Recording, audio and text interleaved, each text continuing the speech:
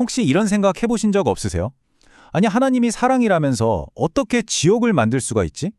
믿음이 있든 없든 정말 많은 분들이 한 번쯤은 품어봤을 질문일 텐데요. 그래서 오늘 이 아주 근본적이고 어려운 질문에 대한 하나의 설명을 여러분과 함께 차근차근 파헤쳐 보려고 합니다. 맞아요. 바로 이 질문입니다. 한없이 자비로운 사랑과 영원한 고통. 아니, 어떻게 이 두 단어가 한 문장에 같이 있을 수 있는 걸까요?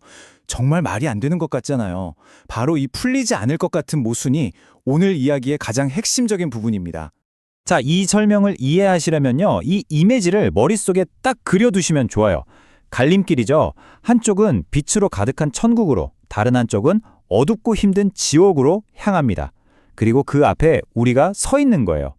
결국 이 모든 게 우리의 선택에 대한 이야기라는 걸 처음부터 보여주는 거죠. 자, 그럼 첫 번째로 우리가 지옥에 대해 갖고 있던 생각부터 한번 뒤집어 볼까요? 대체 지옥은 왜, 무슨 목적으로 만들어진 걸까요? 여기서 정말 깜짝 놀랄 만한 주장이 나옵니다. 지옥은요, 원래 우리 인간을 위해 만들어진 곳이 아니라는 거예요. 네? 그럼 누구를 위해 만들어졌다는 거죠? 벌써부터 우리가 알던 거랑은 좀 다르죠? 그러니까 인간을 위한 곳이 아니었다면 도대체 누구를, 뭘 위한 곳이었을까요? 지옥은 누구를 막 벌 주려고 만든 곳이라기보다는 뭐랄까, 악의 근원인 사탄과 그 무리들을 세상으로부터 분리시켜 놓는 일종의 격리 공간 같은 개념이라는 거예요. 그러니까 목적 자체가 아예 달랐던 거죠. 그러니까요, 이게 되게 중요한데 하나님이 막 누구를 멱살 잡고 억지로 지옥에 밀어넣는 게 아니라는 거예요.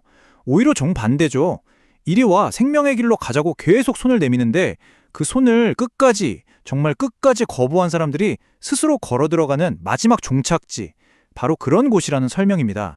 아, 근데 여기서 또 이런 생각이 들죠? 그래도 그렇지, 하나님 어떻게 심판을 해? 맞아요. 아주 중요한 질문입니다. 그래서 이제 왜 사랑과 정의가 동전의 양면처럼 꼭 붙어 다녀야만 하는지 한번 들여다볼게요. 바로 이 문장, 이게 이번 설명 전체를 떠받치는 기둥 같은 말입니다. 사랑에는 반드시 공의가 따라온다. 공의 없는 사랑은 진짜 사랑이 아니다. 그러니까 진짜 사랑한다면 잘못된 걸 잘못됐다고 말하고 바로잡는 정의가 없으면 안 된다는 거죠. 뗄래야 뗄 수가 없다는 거예요. 자, 이게 무슨 말인지 잘 와닿지 않으신다면 이 표를 한번 보세요. 상상을 해보는 거예요. 만약 하나님에게 오직 사랑만 있다면, 와, 그럼 뭐 온갖 나쁜 짓을 해도 아무도 벌을 안 받겠죠? 그럼 착한 사람들만 바보 되는 세상 아니겠어요? 반대로 오직 얼음장같이 차가운 정의만 있다면요? 와, 실수 한 번에 그냥 끝나는 거죠. 자비나 용서 같은 건 눈꼽만큼도 없는 정말 숨막히는 세상이 될 겁니다. 그래서 하나님의 정의가 왜 꼭 필요하냐? 딱 세 가지를 꼽습니다. 첫째, 악이 계속해서 선한 사람들을 괴롭히지 못하게 막아야 하잖아요. 둘째, 천국이 천국다우려면 그 평화와 질서를 지켜야겠죠. 그리고 마지막으로 이 세상에서 억울하게 고통받고 눈물을 흘린 사람들, 그 사람들의 한을 풀어줄 마지막 정의는 있어야 하지 않겠어요? 이 성경 구절이 이 모든 걸 딱 한 문장으로 보여주는 것 같아요. 죄의 결과는 죽음. 이건 어쩔 수 없는 원칙이죠. 하지만 하나님이 주시는 선물은 영원한 생명이라는 거예요. 결국 우리 앞에는 이 두 가지 결과가 놓여 있는 거고, 어떤 길을 갈지는 결국 우리가 선택하는 겁니다. 자, 이제 정말 이 이야기의 클라이맥스로 가보겠습니다.